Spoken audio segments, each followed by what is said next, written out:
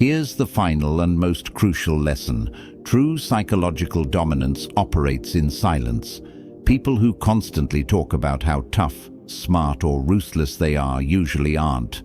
They're advertising what they wish they possessed, rather than demonstrating what they actually control. Real power doesn't need to announce itself. Real influence works behind the scenes. Real psychological dominance is felt rather than declared. The most dangerous people in any room are often the quietest ones. They're observing while others are performing. They're calculating while others are reacting. They're positioning while others are posturing. Think about the most psychologically powerful people you've encountered. Do they constantly remind you of their power? Do they brag about their influence?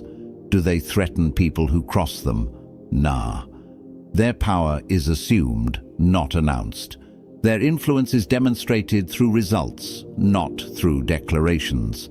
Their dominance is felt through presence, not through words.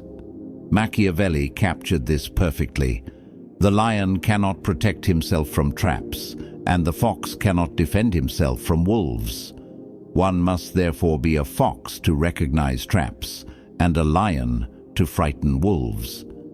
This means you must be strategically intelligent when situations require cunning, and psychologically forceful when situations require strength.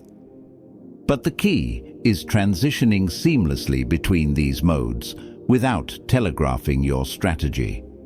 In practical terms, this means your competitors don't see your moves until it's too late to counter them. Your allies don't know how you're positioning them until they benefit from your positioning. Your enemies don't realize you're undermining them until their influence has already crumbled. Silent dominance looks like this. You work on building influence without announcing your ambitions. You position yourself strategically without making your strategy obvious. You gather information about others while revealing minimal information about yourself. You build alliances that serve your interests without making the alliance obvious to your competitors. You undermine those who work against you without them realizing the source of their declining influence. This isn't about being sneaky or dishonest. This is about understanding that strategic discretion is more powerful than tactical transparency. When you operate with silent dominance, people start experiencing your power without understanding how you acquired it. This makes your influence seem natural and inevitable rather than calculated and aggressive. Build your psychological empire quietly. Let others make noise while you make strategic moves.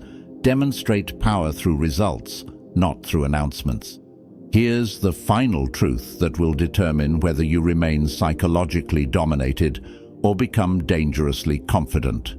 If you don't master the dark psychology of human influence, someone who has mastered it will control your life.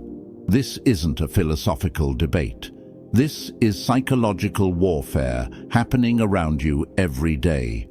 Right now, while you've been learning these principles, someone is using them against people who don't understand them.